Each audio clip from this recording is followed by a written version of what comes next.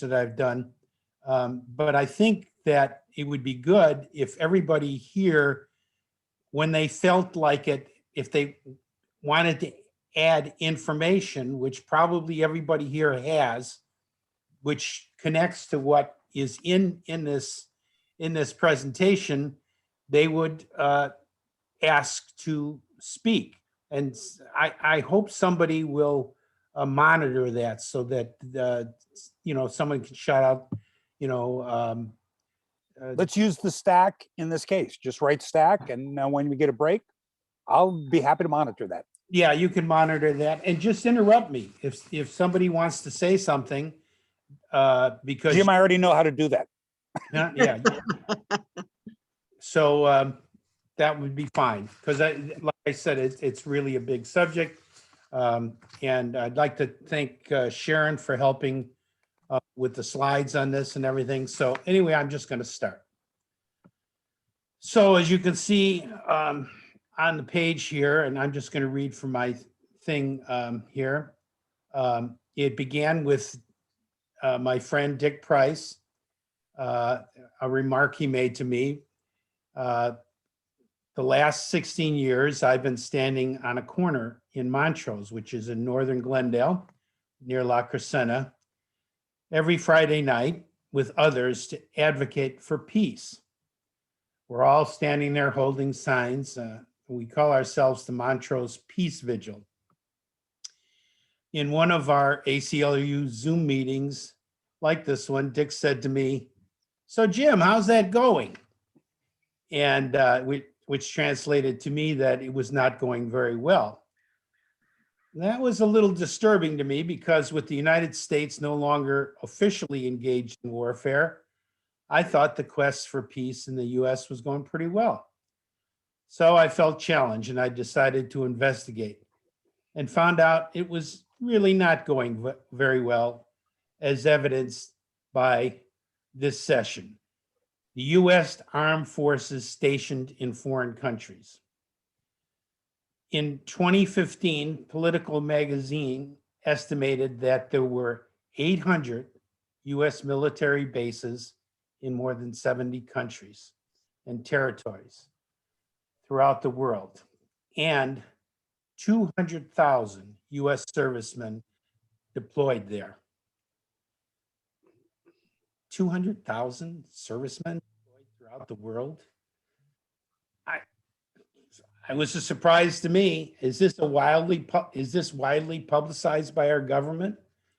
It's sort of treated like a secret. The fact that a United States military base exists in another country does act as a force in that country. Not an act of war, perhaps, but nevertheless, an intimidating warlike force. Think what if Russia had a military base just outside of San Bernardino? What would we think about Russian tanks, fighters, and bombers aimed at Los Angeles? So I kind of looked at the Constitution, and I know the Constitution pretty well. And Constitution says that only Congress can declare war. Only Congress can declare war. And the president is the commander-in-chief of the armed forces once war is declared. But that basic law has been superseded by laws and acts by presidents. The Gulf of Tonkin Resolution was passed by Congress in 1964, giving the President Johnson the power to use the US military in Southeast Asia. Johnson pushed for it, and it brought us the war in Vietnam.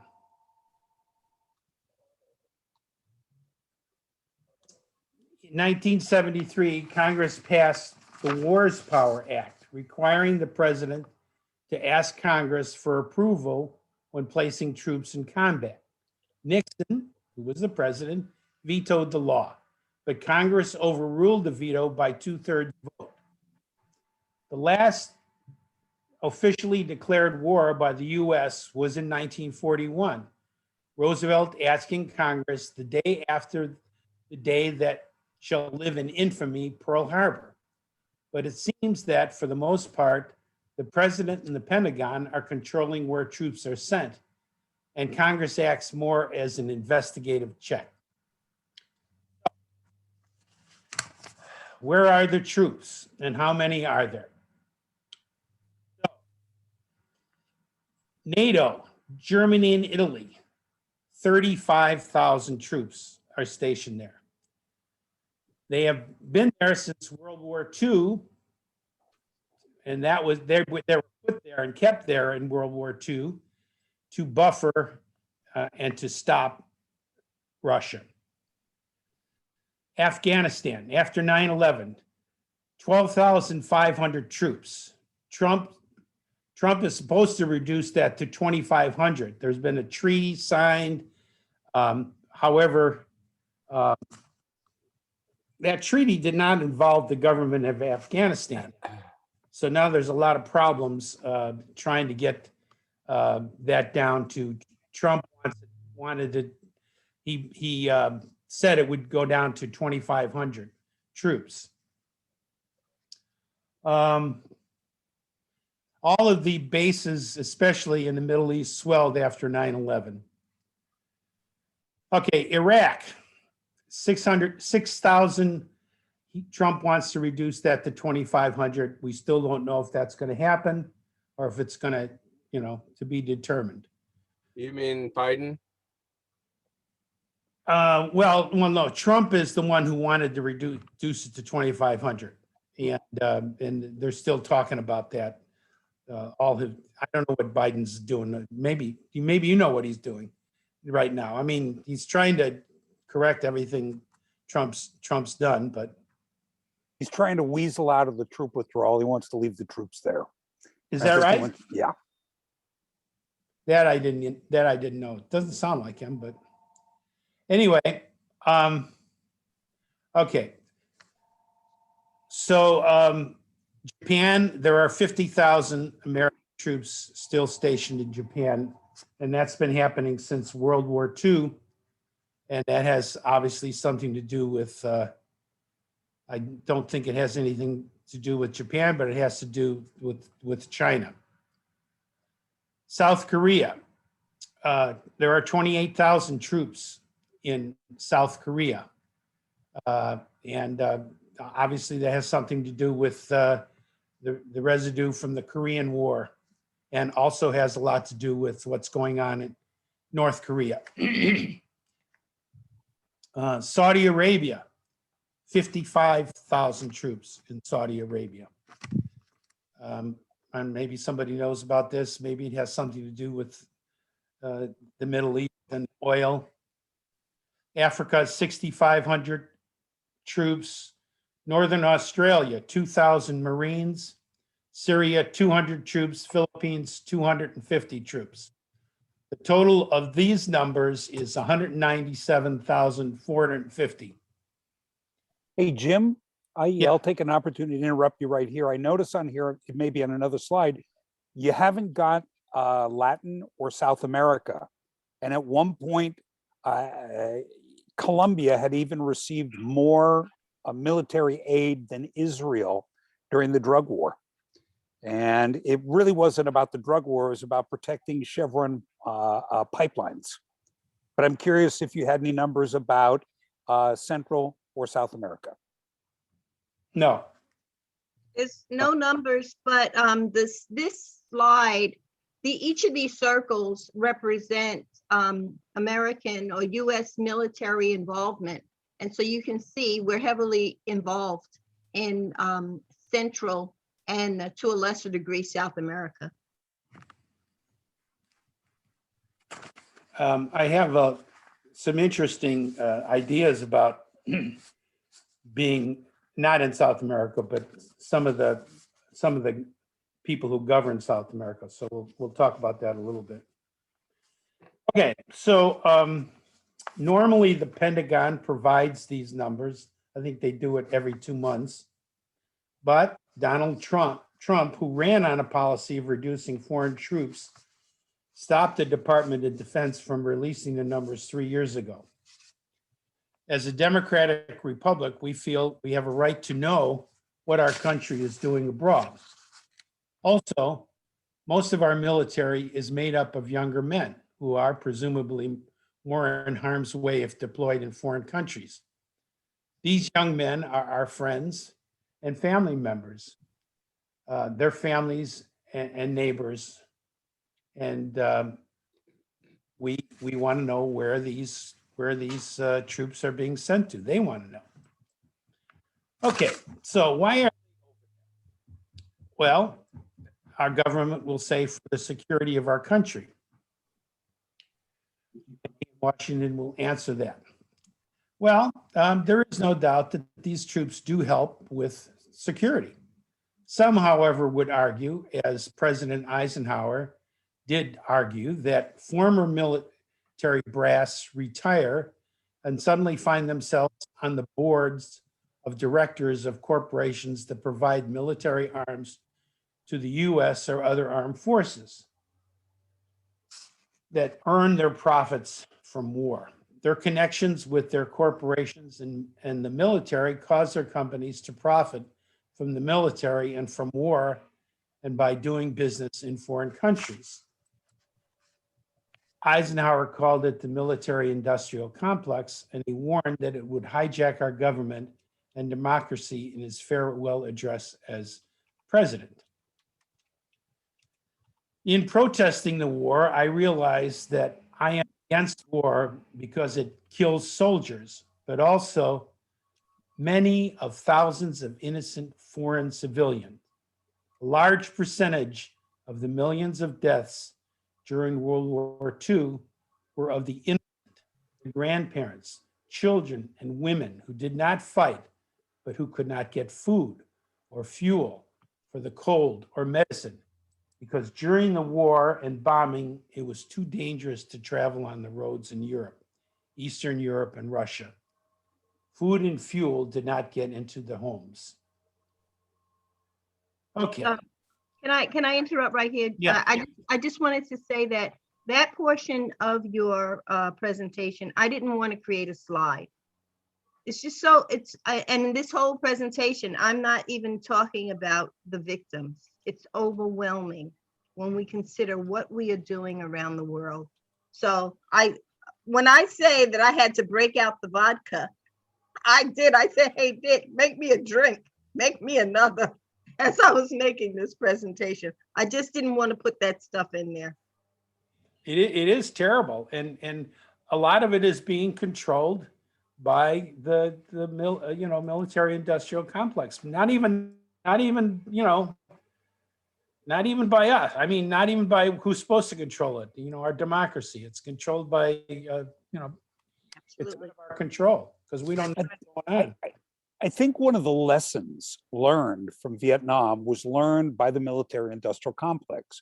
If you see on the nightly news young American soldiers setting fire to hooches, or you see the bloodshed, you see the coffins returning home, the flag draped coffins. That was the first thing that Bush the Younger eliminated during the Iraq War. And again, during the Vietnam War, they did something called body counts. And I remember my cousin, when he came back, I asked him about the body counts. He said anybody that was dead was VC. And it turned out that that was not the case, that many, many people died. And I think in America, we equate success with a low body count related to our soldiers, and we neglect and forget the men, women, and children that are killed just by the score. Right. Okay. So why not? What are some reasons for not having American soldiers abroad? In a March 4th letter to President Biden from OBRAC military watchers, and here are some of the reasons that they seem very sensible reasons. Number one, according to the Rand Corporation, it costs $10,000 to $40,000 per soldier if that soldier is abroad. The United States spends $51.5 billion a year to run bases abroad. Number two, because of advanced air and sea lift, overseas bases have become more technologically obsolete. We can get, if for some reason we need to get, something is happening, there's a massacre going on and we can stop it, we can get military there very fast, much faster as time moves on here. When there is a problem overseas, a base nearby makes attack or war an easier solution. So these bases, these foreign bases, encourage war.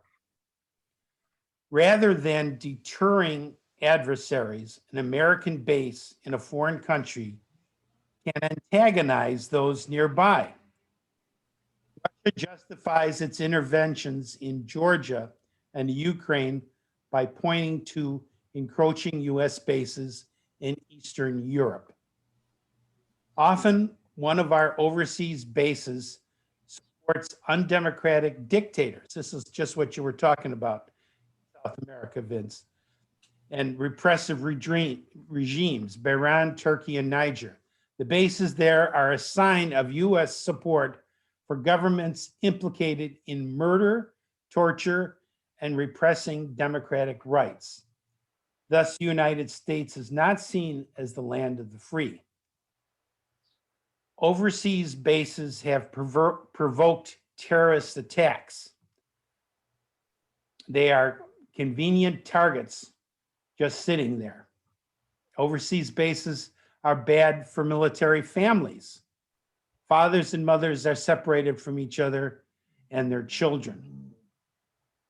By standing on that corner for 16 years on Fridays, we did not change the world, but we did witness a big change in local attitudes toward peace. We used to get a lot of negative F-bomb signs. Jeez. Now, most of the reactions of the cars going by and people in the cars are positive, thumbs up, honking, and smiles. The other night, a woman walking by told me that seeing us there has always made her and her friends glad to know that we were there on Friday night, every Friday night, last night included. Jim, did you see the picture I have up? There I am. There I am.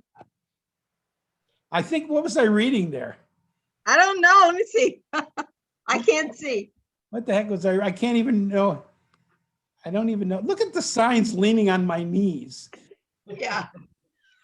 I didn't put them there. I'm like the tree behind me. Yeah, I found this online. I put the URL here. Spaceforpeace.org is where you can find pictures of Jim and his team. There's my group. Yep. That's great. That's a great picture. How large is the group? Well, it's now down to 5. It's kind of sad. It's now down to 5 because of COVID. It used to be like 20, between 20 and 30, but everybody's afraid. I have to stand. I promised my family I would stand, well, what now I go, see, it used to be 5:30 to 7. Well, that's the time. That's the normal time. I go now at 4:30 and I stay between 4:30 and 5:30. So I stand there by myself, which is really amazing. A lot of people beep and honk, but also people come by and threaten to attack me. So it's because I'm. How dare you stand for peace? Yes. How dare I stand? Well, I have a sign that says "Lock Trump up," so that gets a lot of tempers going. Wow. I just think it's amazing, Jim, that you've done this for 18 years. It's amazing that, you have that stick-to-itiveness and will stand there.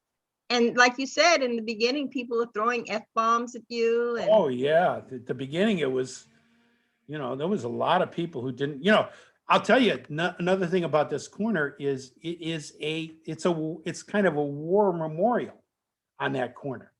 And so there's plaques for people who have died, you know, from local area who've died in Vietnam. So there was one guy, and I could see his point. He said that we were desecrating the memory of the veterans. So for years we held signs. We love the veterans. We used to be picketed by other veterans, by veterans of Vietnam. They used to pick at us, and then they would be across the street protesting us. And then it's really sad. They all started dying, all the Vietnam vets. So then they're not around. They haven't been there for a couple years now. Yeah. Well, thank you. So I think this is your last slide. Yeah. So now it moves on. Does anybody have any questions for Jim? Dick? You can come over What here. time do you meet there, Jim? I got to get my sorry ass up there to join you one of these Fridays. It's on Friday, and the normal time is 5:30 to 7, and I've been going from 4:30 to 5:30 because I promised my family I wouldn't stand around with everybody. Although when we stand there now, everybody separates themselves, like, Social distancing. Hey, you want to protect, support the troops? Don't send them off to die pointlessly for capital. Yeah. I But- think what you're doing at a memorial for veterans is entirely appropriate. If they died, for something that had meaning, but if they died in a pointless cause, that's the saddest thing of all. Saddest thing of all. So I wanted to comment. I can't comment on my machine because we need to have it muted. But I wanted to draw a tie with the fact that I was in Vietnam, and most Vietnam soldiers spent at most a couple years in the Army, or maybe 3, and they typically did one tour. I did part of a tour until I was wounded, and it had a great effect on people's lives, good, bad, and indifferent.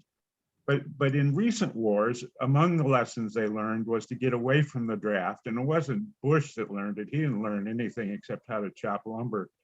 But he had some smart, devious people around him. And they got away from the draft, and they made a much more professional soldier. For a while, I was involved with the Veterans Caucus of the Democratic Party and got to know a lot of a group of young Marines who had served in the Middle East, most of them Latino, most of them from East LA. And they had joined in the Army because of lack of economic opportunity, and it was a way to get college after one tour. Well, there was a thing called stop loss, and they ended up serving 3 and 4 and 5 tours. So they spent 4 and 5 years in combat, heavy combat. They weren't support troops, they were combat soldiers, and it had profound effects on them. And I tie that, and so I think that those people will be more damaged than even Vietnam veterans in the next 20, 30, 40 years. Already. But also I tie that to what's going on with like the Proud Boys and the 3%ers and the Boogaloo Boys, many of whom are veterans. Well, they spent not less than 2 years as I did in the military and have that authoritarian structure built into them, but 10 years.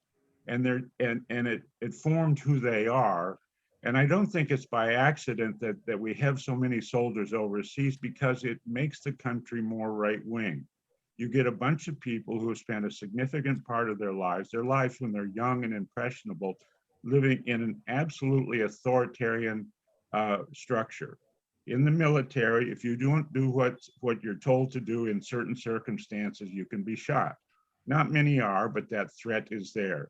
That's utterly authoritarian. So you become inculcated with that sort of authoritarian life view.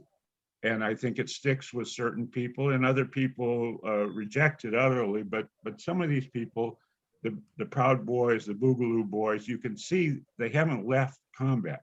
They like getting dressed up like soldiers 10, 20 years after they served, and they will their whole lives. I also link it to the fact that a part of what brought Hitler to power were veterans from World War I, which was a deeply much so. devastating war Yes. for the Germans, and they became the brown shirts, which the violent bullies like the Proud Boys who affected who helped put Hitler in power, just as these Boogaloo boys wanted to keep another thug in power. Anyway, that's my comments. Thank you, honey. I Okay. would add one thing to that before you start there, Sure, Sharon, sure, and that is that there's a class element to our all volunteer army. It is volunteer, essentially in name only, since they've hollowed out the industrial core and our unemployment, and more importantly, underemployment. The the fact that we don't have a minimum wage, people are forced, they don't have a choice. They can't go to college, it's too expensive. And so the military is their only out. And so the notion that it is all volunteer doesn't take the economics into consideration. That's right. That was very insightful about all those people storming the Capitol. I didn't realize that. I just didn't realize the connection between, their being in the military. Yeah, yeah. What Vincent just described, we call the backdoor draft in the Black community. It is the backdoor draft.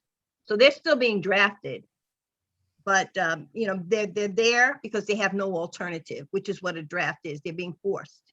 Paloma has something she'd like to say. Oh, okay. Yes, Paloma. Yes, right before going to Sharon, can everybody hear me? Yes. Yes.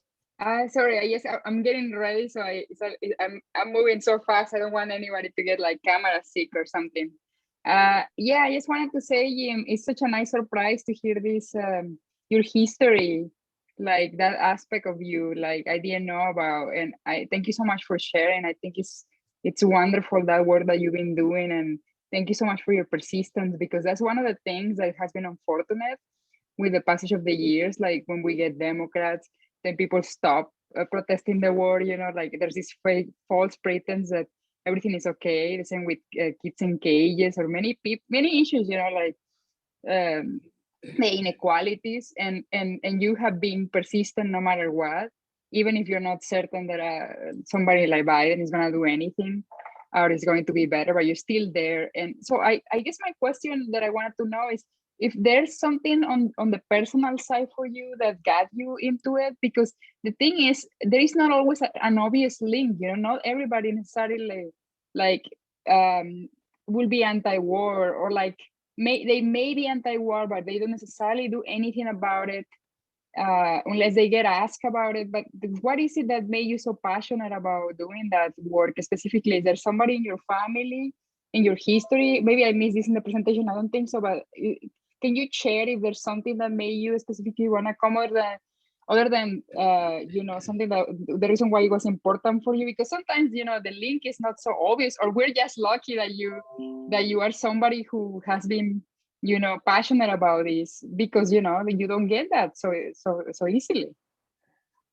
Yeah, when I did, we had this thing about my life, and one of the things that was shocking to me was the Vietnam War. I knew it was wrong, but I was being drafted to go fight in the Vietnam War.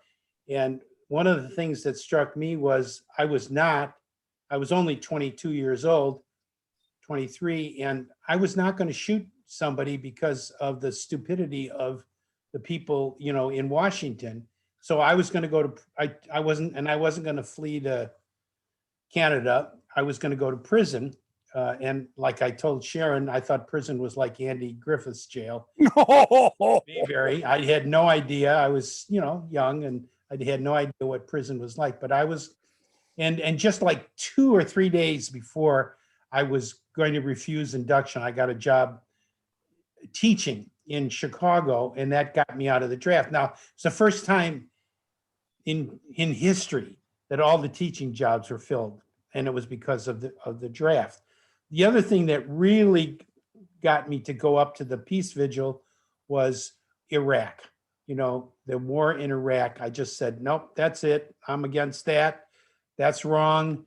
All these people. And then, we found out so many horrible things that have happened to the people in Iraq, Oh, God.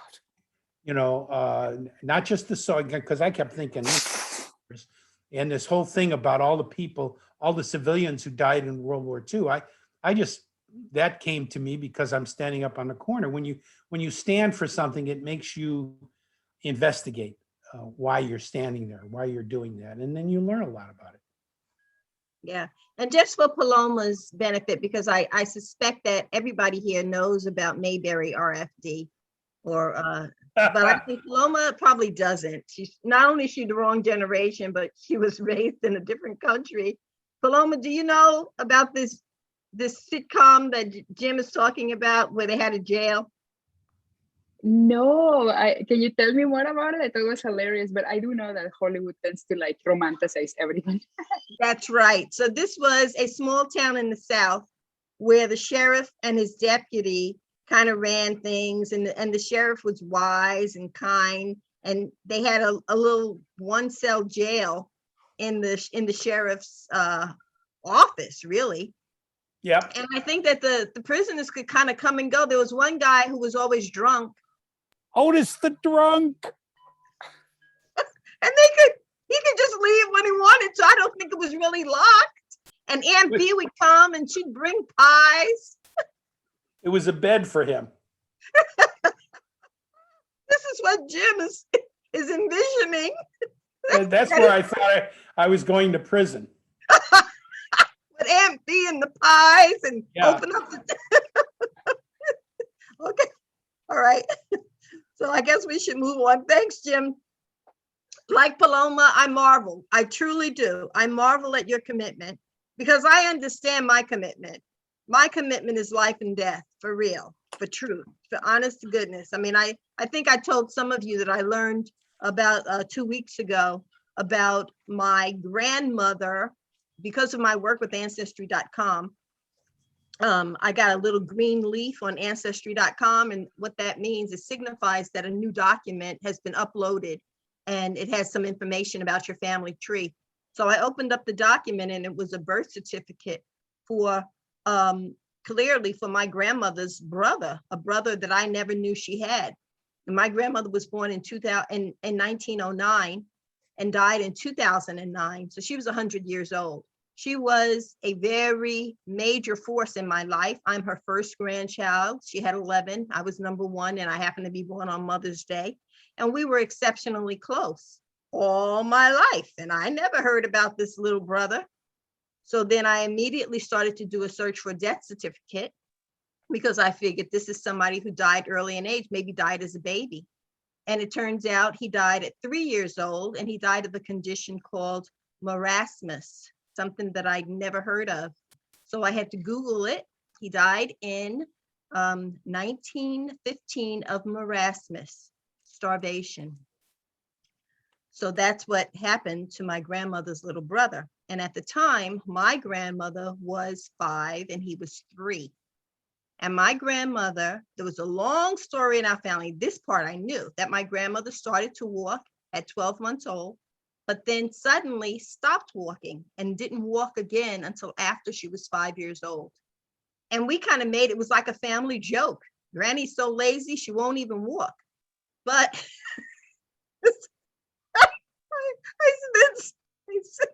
Vince got a kick out. It was a silly joke, but even as a kid, I thought, that can't be possible. Why would a child just stop walking? Certainly it has nothing to do with laziness.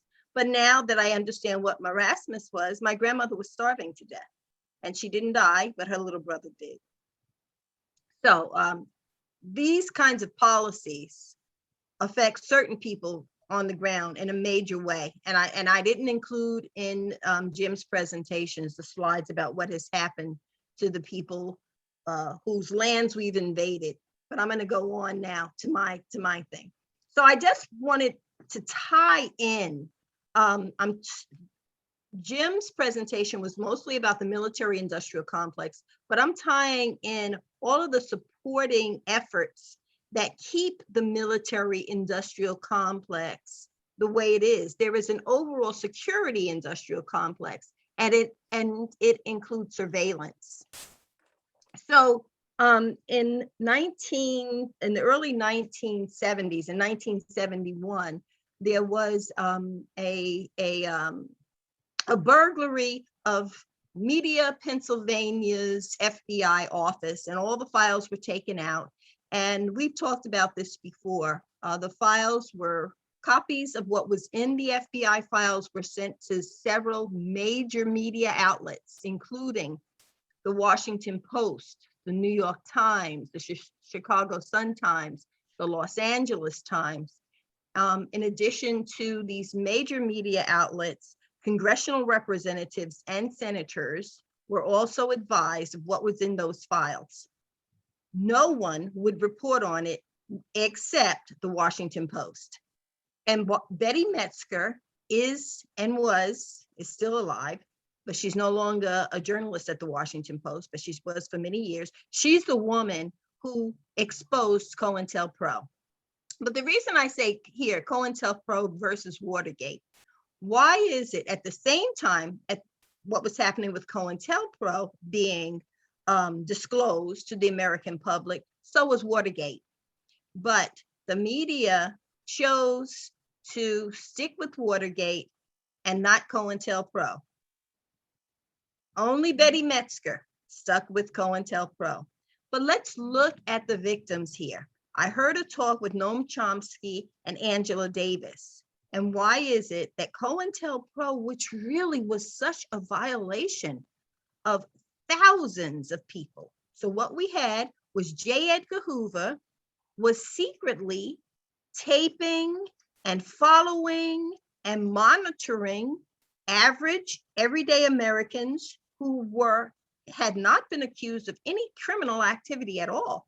He literally had thousands of people being followed, and he was keeping a record, and they had files in the FBI. Something as massive as that, as massive a violation of our constitutional rights, of our right to privacy, something as huge as that did not get a tenth of the attention that Watergate got. And Noam Chomsky said, look at who was targeted. In Watergate, it was rich white men, the Democrats. The Republicans had broken in. Rich white men were being threatened, and a price had to be paid. COINTELPRO, no price to be paid. J. Edgar Hoover didn't lose his job. So there's a book, In Deep. I actually have not read this book yet, but In Deep talks about 3/4 of Americans believe that a group of unelected government and military officials secretly manipulate or direct national policy in the United States. President Trump blamed the deep state for his impeachment, but does the deep state really exist? So I'm just touching on this. I'm not going to go in deep. I want to talk about the Church Committee, which was a committee that was assembled after we learned what we learned about COINTELPRO. The committee there was a select investigative committee of the US Senate led by Frank Church. That's why it's called the Church Committee. And it found decades of illegal FBI and CIA spying on American citizens. From the 1940s to the 1970s, American intelligence and law enforcement agencies investigated more than 500,000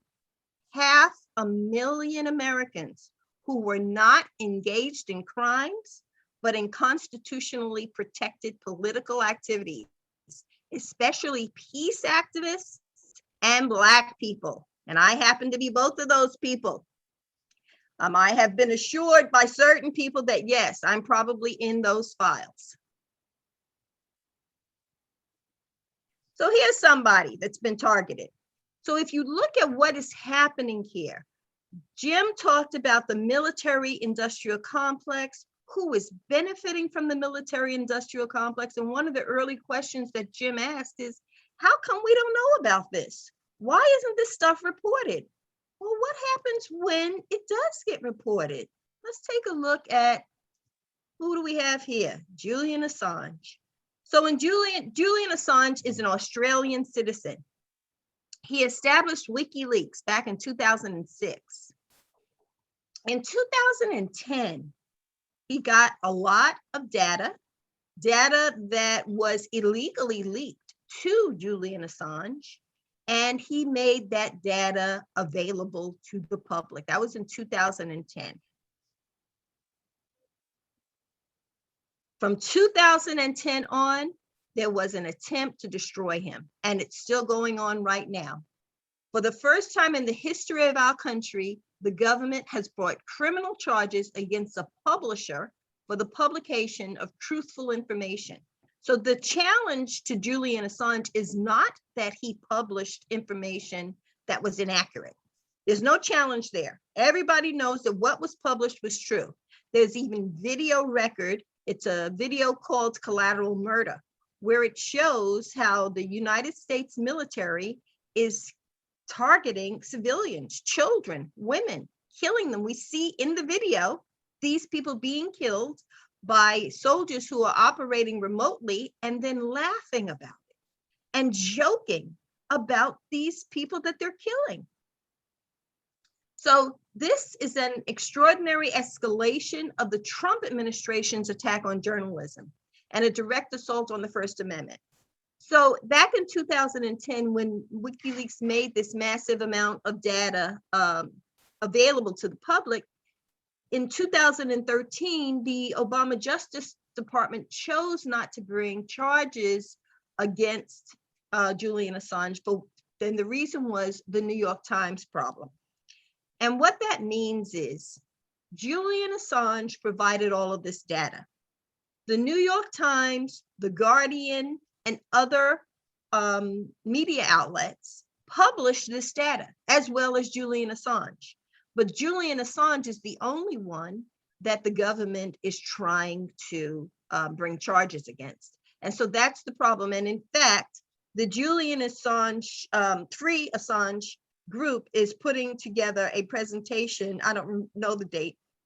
It's Vince is involved, I'm involved, Dick's involved. It's coming up April soon. 8th. Sharon. April 8th. Great, thanks, Vince. And we're going to invite all of you guys. In fact, we've already invited you. We encourage you to come to this presentation because one, we're going to have two speakers and it's going to be narrated by Jim Lafferty of the National Lawyers Guild. But one of the speakers is a former Los Angeles Times writer, and now she currently writes opinion pieces that are covered by the New York Times and elsewhere.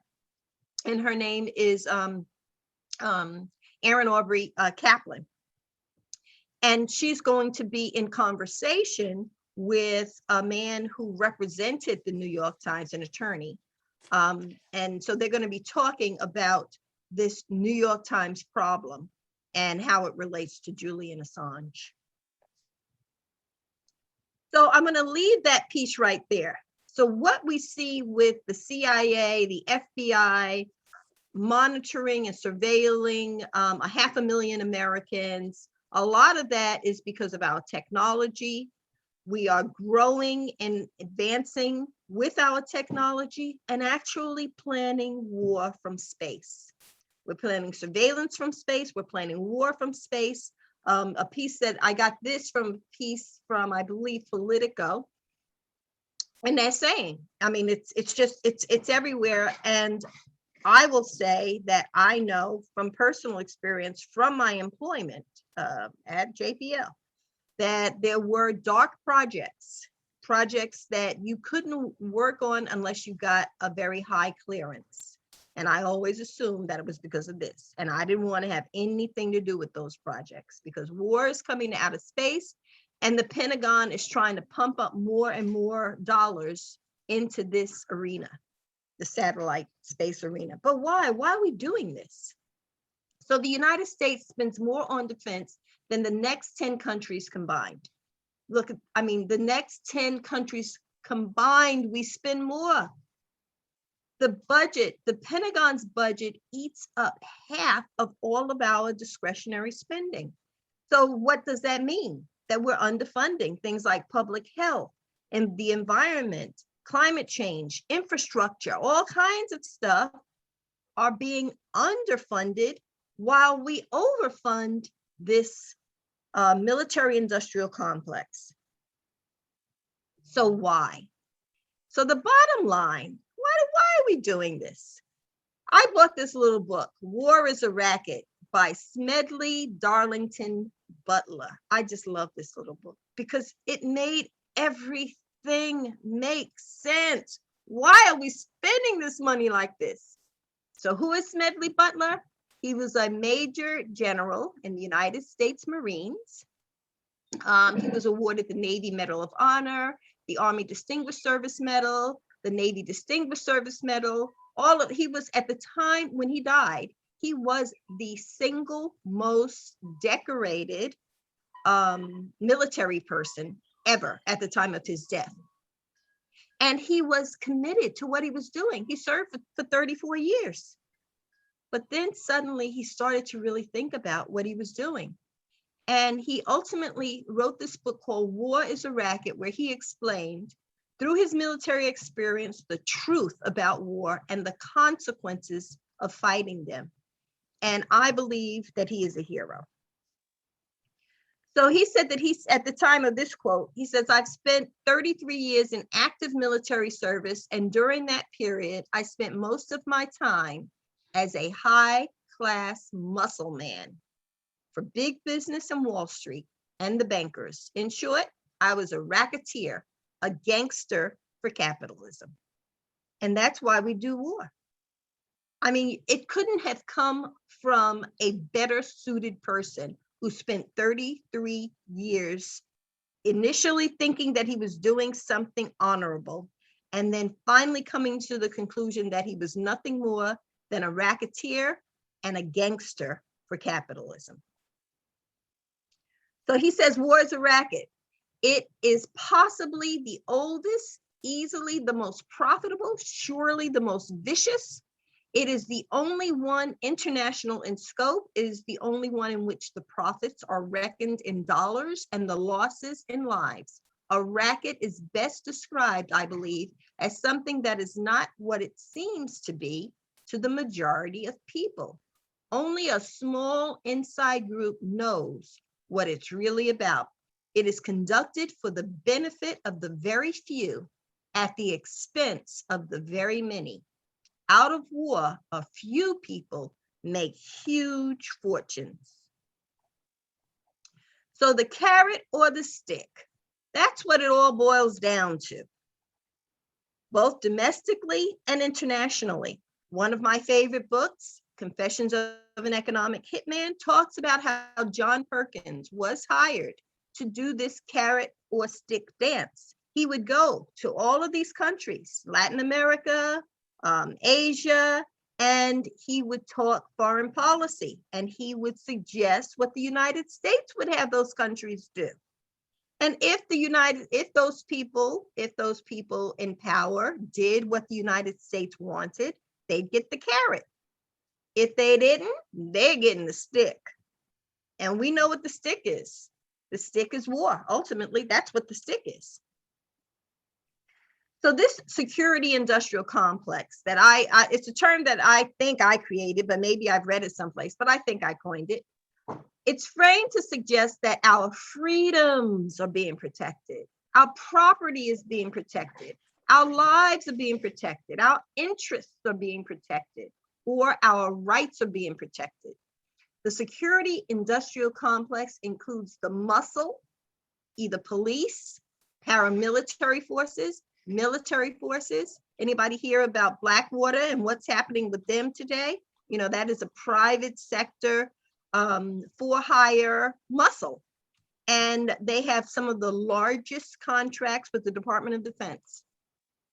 So the complex includes muscle. It includes technologies and hardware, surveillance tools, weaponry, vehicles, tanks, etc., all paid for by you and I to maintain a particular social order that keeps the wealthy and the powerful where they are. That's what the whole story is about. It's really very simple, and it makes me want to cry. Did I add anything? No, that's it. So this old image that I have here, it's showing how capitalism is structured, and it is enforced by these high paid, oftentimes, sometimes not, military, paramilitary gangsters. and they keep us all in our place. And that's the purpose that the police serve. It's the purpose that a lot of the military forces abroad, that's what they're doing. So that's it for me. You Yeah, know, when I read War is a Racket, it was a life-changing book for me because it highlighted two things. You know, obviously, the profit of war at killing people, selling the guns, the bullets, the bandages, all the rest of it. But he also highlighted how it was self-directed. That is that war profiteers didn't just kill other darker people, they killed the people in the military by serving them tainted meat and making money by selling them defective weaponry and a variety of other things. Profit superseded everything. I have a husband who is suffering from the effects of Agent Orange. Yeah. You know, you He's right here. mentioned Not you a different husband. It's this husband right here. you mentioned COINTELPRO, yeah, and the fact that it didn't get the light of day that Watergate did. Obviously, you're correct about that. There are two other programs like that. One, excellent book called Operation Condor, and it was an actual operation in Latin America that was designed to root out communism and left-wing attitudes and led to the death of millions of people, starting in Chile. And we just celebrated an anniversary for the bloody coup that the United States supported in Argentina, where tens of thousands of people died and were disappeared and tortured. And in the beginning, it was rooting out communists, people in the Sendero Luminoso or whatnot, but eventually it devolved into anybody that even looked slightly intellectual, wore glasses, or attended a college. And they are still suffering from that. The people that are coming to the United States generally come from Guatemala, Honduras, and El Salvador, three countries that were destroyed by neoliberalism. That's right. And we don't hear that. They're just coming, to get a better life. No, they're trying to escape the death and destruction that we imposed upon them and supported. Yeah. Yeah, I think that most Americans have a very naive view. I think this is complex.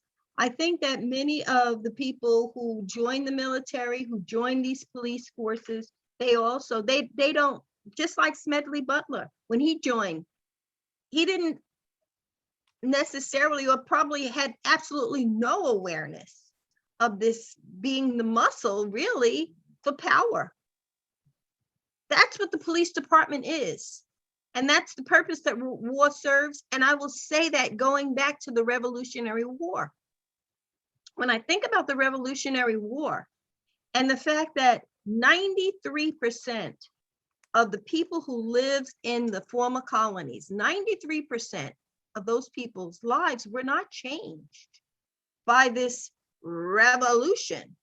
It was 6% of the wealthiest people. George Washington and Thomas Jefferson, I think I may have told you guys this. I was recently researching what kind of homes did they live in, just to get an understanding of how wealthy were they. And George Washington's home was 3,000 square feet, bigger than my house right now, at the time that he's trying to throw off this yoke of oppression. So I can share a little bit related to Smedley Butler and dissolution and so forth. I mean, I joined the Army. Well, I joined the Army at 19. I was in trouble emotionally, and really I joined to straighten myself out. I've been raised by a man who was my father, who was a music teacher, music professor, but he'd also served 5 years in World War II. He'd been drafted after graduate school. He'd started off in the Army band, which was probably an appropriate place for him, but he was pretty patriotic, and he switched MOS, method of service, and he ultimately commanded a company of combat engineers and was wounded crossing into Germany in the same place in his leg that I was wounded, whatever it was, 25 years later. But what I saw in my service in Vietnam was I was pretty naive. I wanted to do my father proud, and I wanted to straighten myself out. I was a pretty good soldier. But I saw very clearly that if we were being sold this idea that we were bringing peace and freedom and liberty to the oppressed people of South Vietnam, and what I saw was that clearly was not true. We were part of oppressing the poor people of South Vietnam on behalf of American investors and the elite of Vietnam. And I must say that informed my view of the world up to this day. I have long had a deep distrust of authority, a cynicism about what I'm being told. Fortunately, I have been correct in those viewpoints. Yeah, yeah.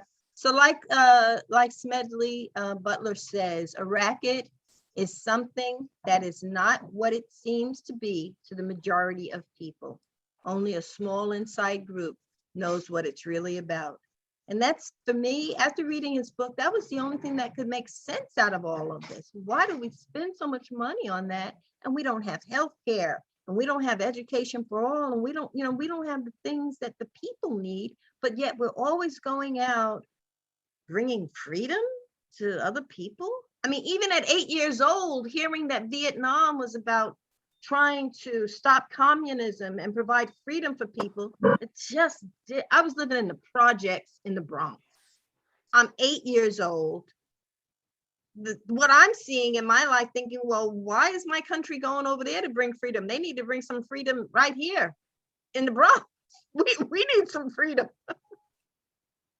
Yeah, I think Paul has a question.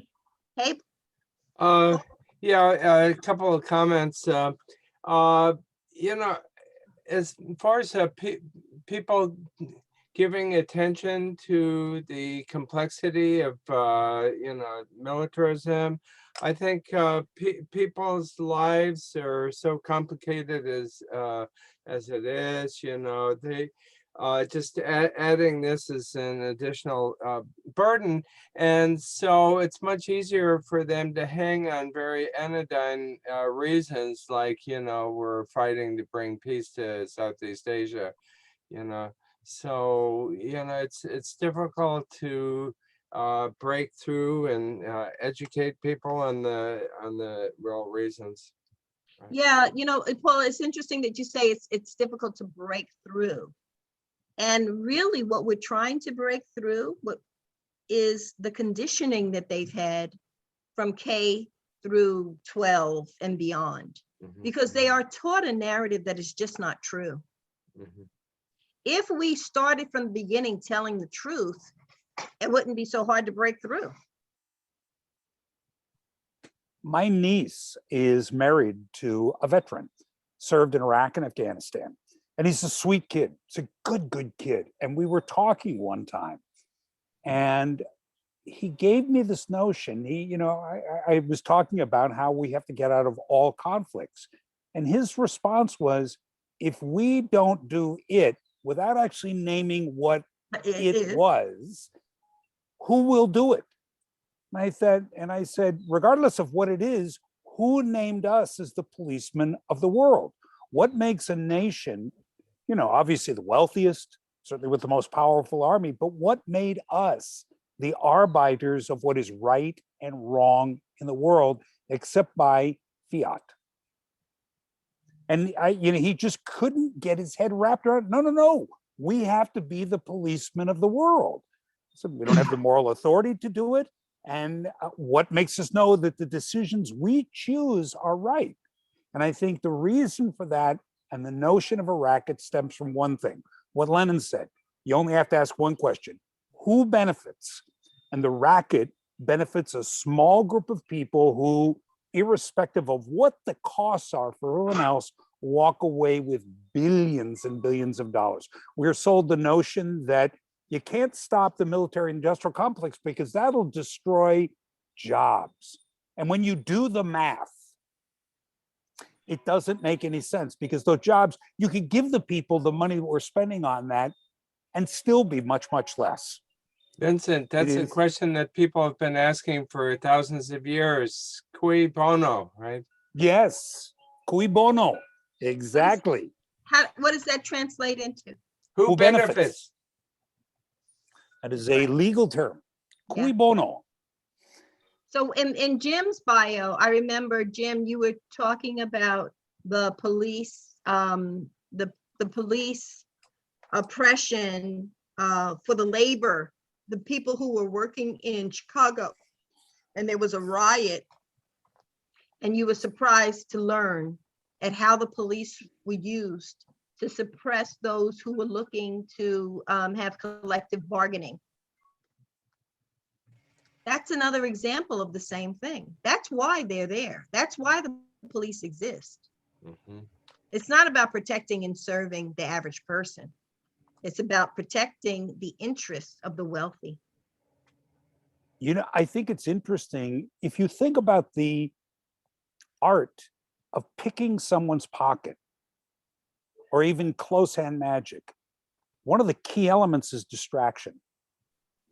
And if we look at our news landscape, it's owned by 6 large corporations that benefit from the way things are. And that by distracting us with, well, look, how many of us had just about our